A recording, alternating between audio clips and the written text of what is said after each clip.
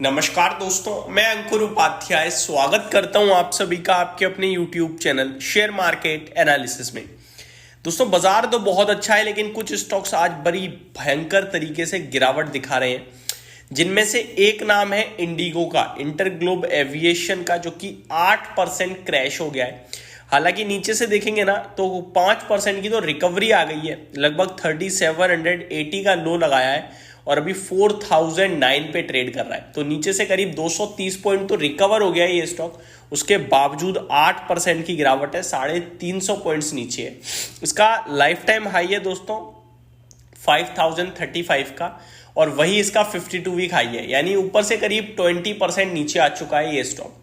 अब ऐसे में ना इन्वेस्टर्स को बड़ा दुख होता है यार। एक तो स्टॉक वैसे ही गिर रहा था बाजार के साथ, आज बाजार सुधर गया, बाजार तेजी में आया तो अपना शेयर टूट गया नंबर्स के दम पर। तो ये फ्रस्ट्रेशन लेवल हो जाती है। ऐसे में मैं आपसे सिर्फ यही कहूंगा, नतीजे हर क्वार्टर आते हैं और अगर ये क्वार्टर खराब आया है तो अगली साल के लिए बेस बहुत छोटा हो गया। इसको सोचकर खुश रहिए लॉन्ग टर्म इन्वेस्टर हो तो। आपकी कंपनी जिस क्षेत्र में काम कर रही है उस क्षेत्र में मार्केट लीडर है, ये सबसे बड़ा मार्केट शेयर इंडिगो का ही है। प्रॉब्लम ये नहीं है कि कंपनी ने खराब नंबर पेश करे हैं, प्रॉब्लम ये है कि सब कुछ अच्छा होते हुए कंपनी ने खराब नंबर पेश करे हैं। फॉर एग्जांपल, कच्चा तेल नीचे था तो इनकी यार कॉस्ट कम होनी चाहिए। लोड कैपेसिटी इस समय अच्छी चल रही है, यानी कि फ्लाइट्स खाली नहीं जा रही हैं, पूरी भर भर के फुलफिल जा रही हैं, तो भी आप कैसे लॉस कर रहे हो समझ में नहीं आ रहा। कुछ ये कारण थे कि सब कुछ अच्छा होने के बावजूद आप खराब कर रहे हो, इसलिए बाजार शार्पली नेगेटिव रिएक्ट कर रहा है। लेकिन ये कहानी ऐसा नहीं है खत्म हो गई है। तो इन्वेस्टर्स आज थोड़ा दर्द में जरूर होंगे, इसलिए नहीं कि स्टॉक टूटा है। बाजार नीचे होता वो चिल मार रहे होते, लेकिन बाजार आज अच्छा कर रहा है। इतने दिन से बाजार गिर रहा था तो शेयर गिर रहा था, और आज बाजार ऊपर आ गया लेकिन शेयर खराब हो गया क्योंकि नतीजे खराब। क्या करें?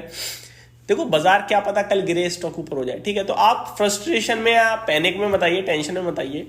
इंडिगो कंपनी अच्छी है, अच्छा कर रही है। वैसे तो मैं एविएशन स्टॉक्स में बुलिश हुई नहीं, मैंने एक एविएशन इंफ्रास्ट्रक्चर जीएमआर इंफ्रा जरूर आपके साथ डिस्कस किया हुआ है लॉन्ग टर्म के लिए। बाकी मैं ये बड़े उठापटक वाले, अब देखो सब कुछ अच्छा होते हुए हम जज नहीं कर पा रहे इसके नतीजे, तो क्या करेंगे? अभी क्या करें दोस्तों? मेरे को लगता है इस भाव पे भी होल्ड करना चाहिए, कोई ज़्यादा दिक्कत की बात नहीं है। बाकी राकेश गंगवाल जी की फैमिली कंटिन्यू बेचकर जा ही रही है, जो थोड़ा सा नेगेटिव पॉइंट है, और बड़े इन्वेस्टर्स आ रहे हैं तो वो पॉजिटिव भी है। तो ये स्टॉक 4000 हो गया, 3800 के करीब एवरेज करना स्टार्ट भी करना चाहिए।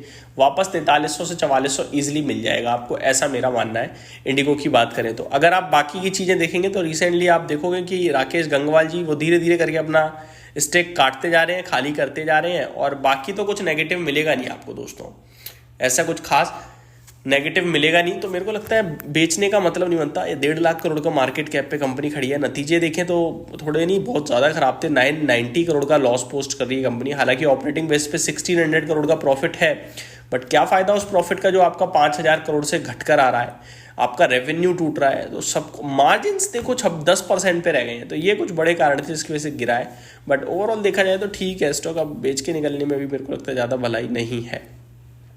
अगर आप देखें तो पब्लिक के पास केवल 5% स्टेक है, तो बड़े लोगों के पास पैसा सारा लगा हुआ है, तो फिर ये भी आपको मोटिवेट करेगा कि बेचना सही नहीं है। आगे दूसरा स्टॉक है दोस्तों कोल इंडिया। वैसे तो चोला फाइनेंस, क्राफ्टमैन ऑटोमेशन ये उससे ज़्यादा टूटे हैं, लेकिन कोल इंडिया इसलिए क्योंकि इस स्टॉक पे इन्वेस्टर्स का काफ़ी भरोसा है। इसके नंबर्स आए, नंबर्स काफ़ी ख़राब थे, केवल मार्जिन और डिविडेंड अच्छा था, बाकी ख़राब था। तो ये एक और स्टॉक है जो आज बड़ी बुरी तरीके से टूट रहा है। बड़े लंबे समय के लिए मैंने भी इस स्टॉक पे 440 रुपये करीब खरीदने की राय दी थी, आज वापस से उसी भाव पे आ गया है। तो मेरे हिसाब से स्टॉक नंबर खराब पेश करता हुआ दिखा है। कुछ बिजनेस स्ट्रक्चर में कंपनी चेंज, बदलाव कर रही है, जिसकी वजह से इनके प्रॉफिट पे इम्पैक्ट आएगा, और वो बाजार को पसंद नहीं आ रहा है। मार्जिन देखें तो वो 28% पे रह गए हैं आपके। अगर आप रेवेन्यू देखें 30,600 करोड़ पे क्लॉक कराया कंपनी ने। अगर ईयर ऑन ईयर बेस पे देखेंगे तो 32,000 करोड़ से घट कर आया है। प्रॉफिट 6,000 करोड़ 200 पे रह गया है, जिसमें 8,000 करोड़ से घट कर आया है। तो ये खराब नंबर थे, बट ये कंपनी तो एवरग्रीन है। बट अभी आपको वेट करना चाहिए। रीजन बिंग जो स्ट्रक्चर चेंज हो रहा है उसको देखने के बाद ही डिसाइड करना है कि लेना है या नहीं लेना है। तो ये दो स्टॉक है जिसमें मेरे को लगता है दोनों टूट जरूर रहे हैं, लेकिन ऐसा नहीं है कि आप भाग जाओ, खत्म हो गई कंपनियां, बेकार हो गई हैं, बेच के भाग जाना ही सही है। तो बस यही कहना चाहता था इस वीडियो के माध्यम से मैं आप सभी के साथ। उम्मीद करता हूँ आज आपका रिबाउंड आ रहा होगा पोर्टफोलियो में। अच्छा, एक कमेंट आया था कि भाई मंदी में तो आप बड़ा चिल्ला चिल्ला के बात करते हो, और आज तेजी हुई तो आपकी आवाज़ भी निकल रही है। एक्चुअली भाई नाक बंद है, मैं कैसे बोल रहा हूँ मेरे को भी पता है। तो भाई मेरा पैसा भी तभी बनता है जब बाजार में तेजी होती है, लेकिन मेरे लिए ये मैटर नहीं करता कि मेरा बन रहा है आपका बन रहा है। मेरे लिए ये मैटर कर रहा है कि जो चीज़ हो रही है वो मैं टाइमली बता पा रहा हूँ या नहीं। इस तेजी को मैंने कल और सैटरडे और फ्राइडे 5:30 वीडियो में ही डिस्कस कर दिया था कि मंडे पॉजिटिव रखिए अपने आप को, तेजी आएगी। इजराइल ने अटैक करा सैटरडे पहली वीडियो मैंने यही बनाई, लेकिन अगली वीडियो में मैंने आपसे बोला तेजी आएगी। कल मैंने रात में आपसे बोला तेजी आएगी, और आज आप देख लो तेजी आ रही है। तो हमने प्रॉपरली आपके साथ टाइमली तेजी डिस्कस करी। और मंदी के लिए तो आप मुझे जानते हो, मैं 26,000 पे आपसे कह रहा हूँ कि भैया बेच के निकल जाओ, फायदे में रहोगे। तो टाइमली डिस्कस कर रहा हूँ दोस्तों, चाहे BTST के रूप में हो या पोजिशनल टर्म में हो, सब।